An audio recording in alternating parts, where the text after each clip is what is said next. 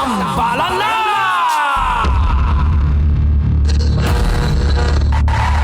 Ang tambalang kumikinang. Coliala and Diego Bandido.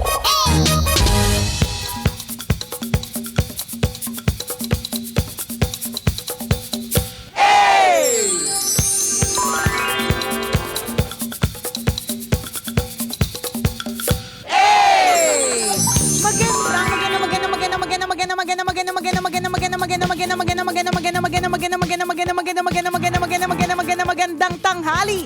Kumikinang na ulo, Diego Bandido.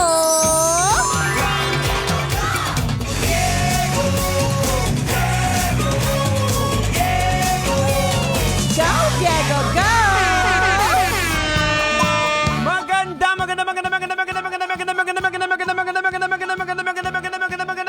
Magandang tanghali. Kumikinang ina.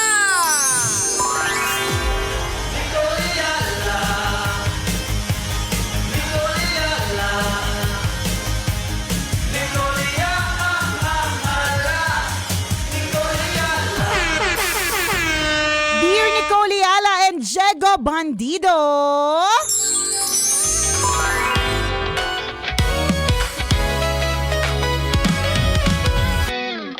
Meron ako nabasa kanina na hindi ko kasi hanapin ko sana. Pero yung Dear Nicole Ayala and Diego advice na hinihingi niya sa atin. Kasi yung kanyang anak daw ay nakapasa sa isang science school. Oh. Pero nagdadalawang isip yung bata, yung kanilang anak, kasi malayo sa kanila. So mas gusto niyang piliin yung school na mas malapit sa bahay nila para mas lagi niyang makasama yung kanyang mga magulang. Ay, kakaibang bata. Oo nga di ba? So ngayon yung nanay na mamblema. Kasi syempre, natatouch naman siya. Totoo, 'di ba? Nakaka-touch naman na Gusto ng bata na mapalapit sa bahay, ganyan, 'di ba? And at the same time, sayang din naman kasi science school. Correct. So papaano At daw? hindi basta-basta makakapasok sa science school, Correct, totoo. So ngayon nagtatanong kung ano ba ang pipiliin. Ay. Grabe dahil hindi mo na maisip, kami na lang ang mag-iisip para sa iyo. Pero basing from your reaction, Jegs, na ay kakaibang bata, ako I would say na nandun ako sa part na ite-treasure ko na gusto niya akong mas kasama. Na makapiling, ganyan. Totoo. Yun sa akin. Parang ilaban na lang natin kahit hindi libre. Kasi tama, di ba, pag science school, libre ba? Bibigyan ka pa ng allowance, mga ganyan. Or kung man very, very, very minimal yung kailangang bayaran. So, feeling ko na ilalaban kasi ang lagi ko example, yung nanay ko mag-isa lang siya Mag-isa lang siya nung itinaguyod niya kaming 4 na nag-aaral pero kinaya niya naman. So, feeling ko naman laging nailalaban kung gagawa ng paraan. That's me. Pero, syempre, gets naman natin yung part na bukod sa libre, science school kasi yun. Correct. Iba din kasi talaga yun Hindi siya basta-basta makakapasok ka sa science school. True. Well, siguro ako ang masasabi ko lang dyan, it's always the decision of the kid.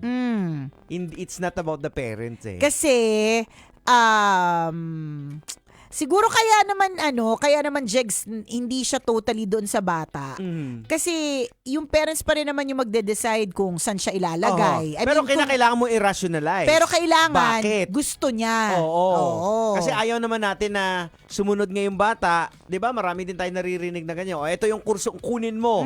Kasi itong dapat sa'yo. Tapos yung mga bata, kinukuha na lang. Malalaman mo yung sa puso niya na hindi pala niya gusto. napilitan lang siya. Oo. Yun. Kaya ako babalik ako talaga doon doon sa first na the fact na ikaw yung gustong piliin, the fact na ikaw yung dahilan niya kung bakit ayaw niya doon sa science school na yon is because masyadong malayo from home at gusto niya mas kasama kayong pamilya. For me, that's a win already. It's a win na pumasa siya sa isang science school. Totoo. Talaga naman, ibig sabihin talagang confirmed na confirmed confirmed, di ba? Napakatalino ng anak mo. Napakatalino. Isa siya sa mga matatalinong pumasa sa science school ngayon, di ba? Pero it's also confirmed na yung love niya, yung dedication niya para sa family, and yung desire niya to be with you guys is nandun. And 'di ba, lagi nga namin sinasabi ni Diego Bandido, mga kabisyo, ang mga anak po natin, mas matagal po nating kasama na adult sila Kesa sa or mas mga matanda bata sila sila. kesa mga bata sila. Kanina nga lang nagpa-check up yung dalawa kong anak sa pedia nila. So syempre yung pedia na yun, nakita sila mula sila ay egg cell pa lang.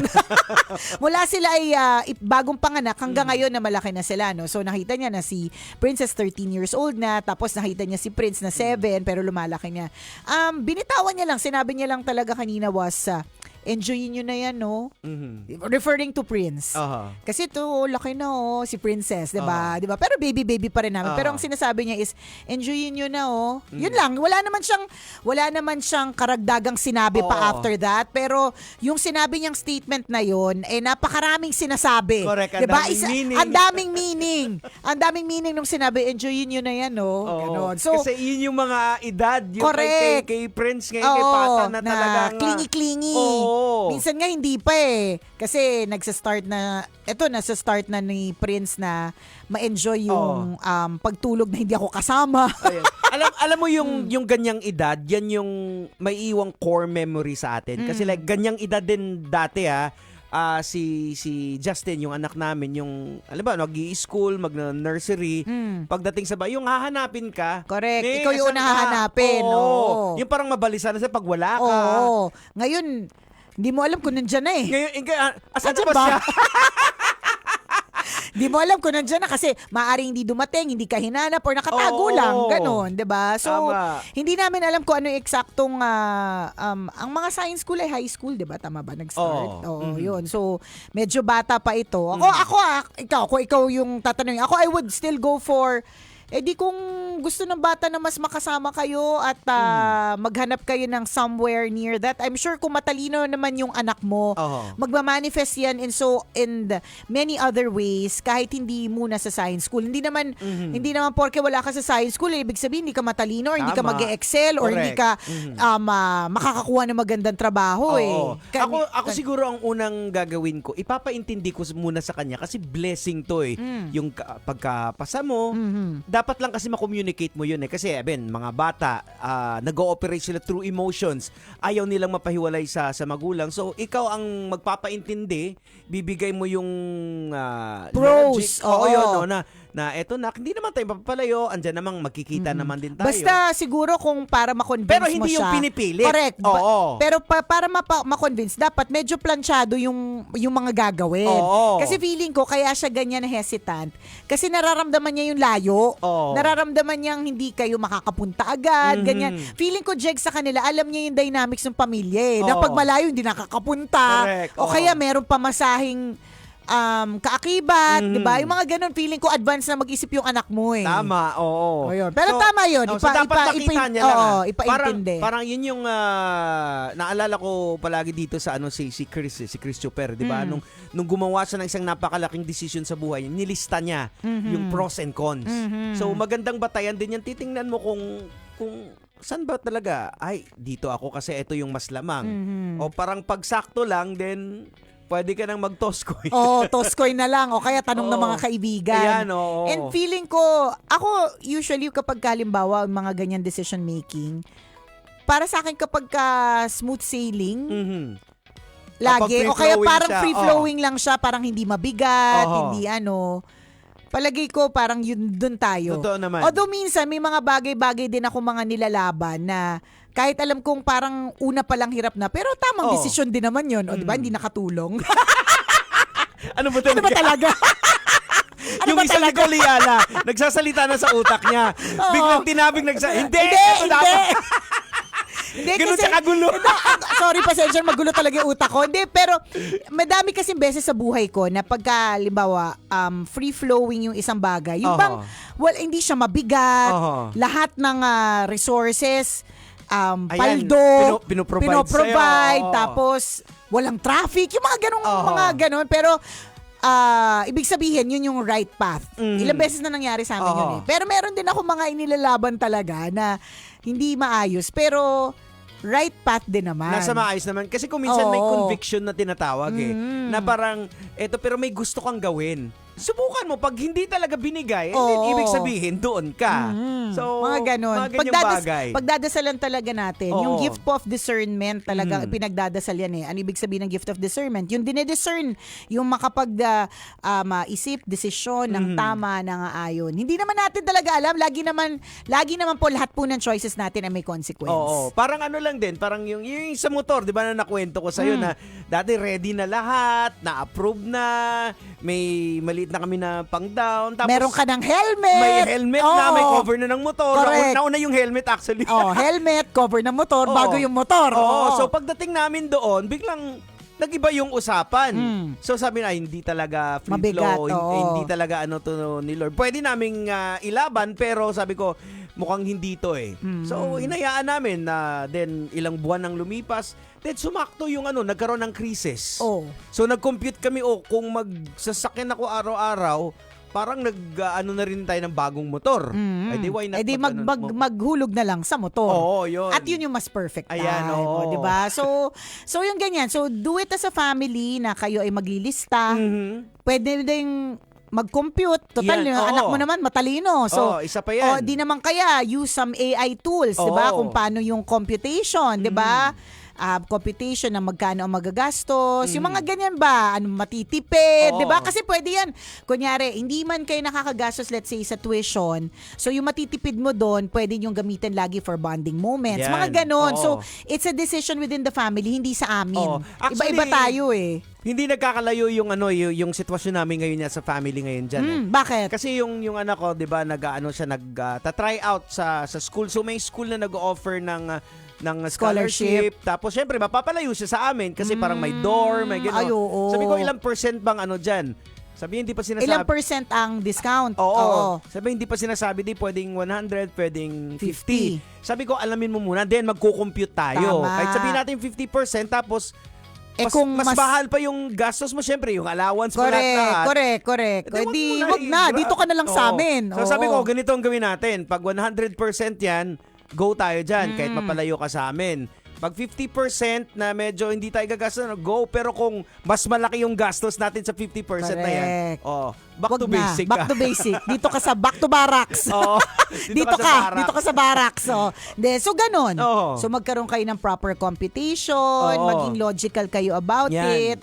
Pero ako, para sa akin, yung part lang na gusto niyo maging clingy sa inyong pamilya is a win already. Kasi nakaka-happy yun. Sa mga kabataan ngayon, gusto independence gusto nila. Gusto nila, kaya nila mararanasan yung meron silang sariling ganito. Tama. Yung sarili na nila yung mga desisyon nila, ganyan. Para sa anak mo na iniisip pa rin kayo. Good sign yan. It's a win yun. Kasi mga kabataan ngayon, gusto nila independent sila, pero pag nagka-problema, ikaw kaagad yung Tama. Sa hindi naman tatakbo. Ikaw din sisisihin. So, syempre, bakit namin nasabi dito? Kasi ito din po yung napagdaanan namin. Yung mga bata kami. Correct. Diba dati, kahit malapit lang sa bahay mo, parang gusto ko mag-dorm. Correct. Oo nga, alam mo dati, parang pinangarap ko yan. Ano kayong feeling na naka-boarding house? Kasi diba? parang yung mga nakita ko mga naka-dorm tsaka naka-boarding house, parang may sarili silang freedom. Anytime pwede silang lumabas. May mga ganong feeling, diba? Tama. Good luck sa inyong decision making. Eto pa rin po ang tambalang kumikinang. Ako po si Diego Bandido. At ako po si Nicole Yala. Kailangan pa bang i-memorize yan? Basic! Ayun. Good luck. Pero congratulations sa science school. Tsaka hindi basta-basta yan yung actually yung science section nga lang eh. Hirap makapasok ka dun, hindi basta-basta eh. Galing eh. Galing mga Android na yan kung mga ano. Natatandaan ko yung kapatid ko ay nakapasa sa science school eh. So nag-aral siya sa science school, ganyan. Sabi niya sa akin, kwento niya, na culture shock din talaga siya from kung saan siya nanggaling nung elementary to nung high school. Kasi iba talaga yung bakbakan ng science school. Competition ang dami doon. Ay, di, tsaka lahat talaga matalino. Alam mo yun? Parang, kung usually dyan, yan yung mga matatalino per school eh. Oo. Na pagdating doon sa science school, pantay-pantay Oo. na kayo. O kaya ikaw pa yung mahina. Ayan, Oo. akala mo ikaw na yung Oh, pinakamatalino correct. sa Kasi school graduate nyo. ka, ikaw yung valedictorian eh. Oo. Ikaw Best yung of the best best na of the best. Madami ako kilalang ganyan. Sila yung graduate na valedictorian sa class. Sila yung napakaraming medals. Pagdating nila sa science school, boom! Para bang bobo sila. Kahit hindi naman. Oo, ganun yung kapatid ko. Tapos kapag ka tinatanong ko siya kung ano yung mga parang pinaka hindi niya nababalikan, yun talaga. Ayaw niya nabalikan. Ayaw niya nang balikan kasi hindi talaga siya madali. Oh, kasi tingin ko grabe ang competition dyan eh. Kasi again, bakbakan ng talino pareho dyan, kayo Jex, matatalino. eh. Kung papetiks-petiks ka dyan. Oh, wala. So, Oo. siyempre, magtatrabaho ka rin. Kaya nga, Correct. tingin ko yung sa, grabe yung competition dun eh. Oo. Kasi hindi ka pa huhuli eh. Hindi Ikaw yung talaga. pinakamatalino sa school nyo, tapos ito bobo ka. Tama, di ba? Ako yung kinokopya ng lahat natin. Tapos pagdating ko sa science school, bobo ko. Ay, hindi. Cannot be. Ganyan. So, nakakabilib yung mga ganyan. Doon ko lang din na-realize, Jegs, na nung graduate yung kapatid ko sa science school, di syempre meron silang valedictorian. Doon ko lang din na-realize na dahil madami dito ay talagang poor but deserving. Yung talagang matatalino talaga sila, nakapasila sila doon. Tapos, mahirap talaga sila. Na isang pagpapaalala na kahit na ikaw ay for example, nabigyan ng scholarship. Kunyari, 'di ba? O bibigyan ng scholarship ni mayor yung ganito.